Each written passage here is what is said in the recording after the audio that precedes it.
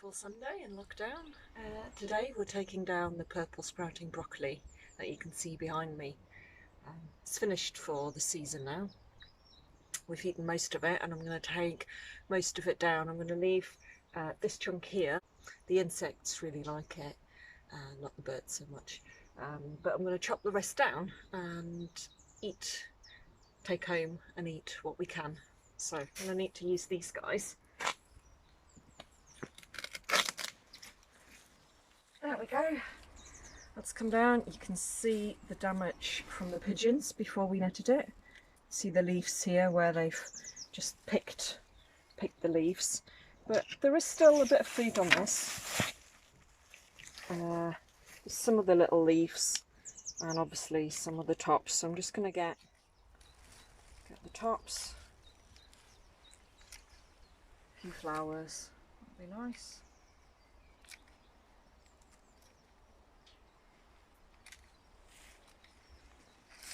And that goes in the bag for dinner. There's not really many little leaves on here that I can take, so I'm just going to take the actual broccoli.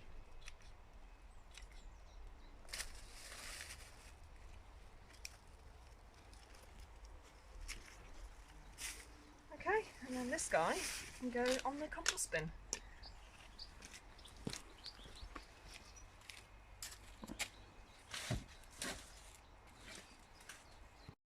So I've taken all the purple sprouting broccoli down, apart from this guy, which I'm leaving for the bees.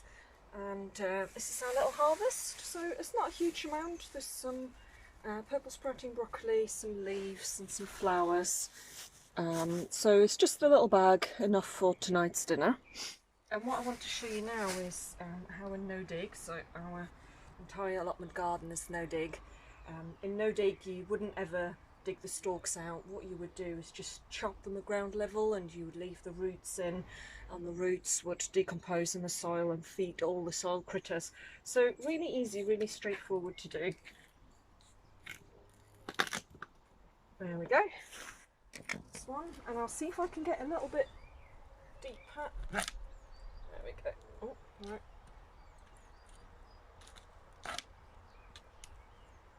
There we go. So I'll do these other ones. I have to do them in stages. This is quite hard work. Okay, so there. I'm just cutting it just below ground level. And then what I'm going to do is take some of this mare's tail out that we get. We get that on the entire allotment side, unfortunately. Do a little bit of light weeding, but I just pull those and they go in my weed bucket. Here, and they'll go straight on the compost. We're hot composting, so I'm not worried about weeds growing in the compost bin.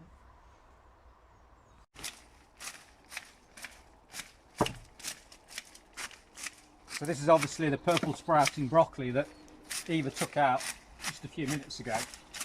Just dump in here. We just use these secateurs. It's nice warm work to get it nice and fine. And we do the same thing with rhubarb tops and any vegetation actually. So obviously the smaller the organic matter is, the larger the surface area relative to the volume. So the bacteria can get to work on it faster and more easily. So it therefore decomposes quickly. The temperature rises more quickly. And yeah, if you get your temperature up to kind of 40 degrees plus, you're hot composting. So on that basis, you can throw anything in, any weeds, anything that other people tend to avoid putting in. We just chuck in, we chuck anything in, don't we, Eva, pretty much? We do.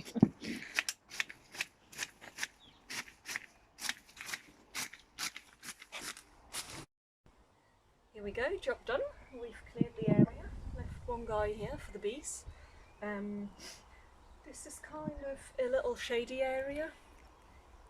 You can see the soil, it's no dig. The manure that we put on is composted nicely. You can see it's really soft and smooth.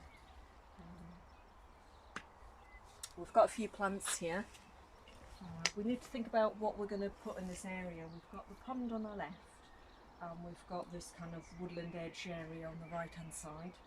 There's a few bushes and a few little pretty flowers.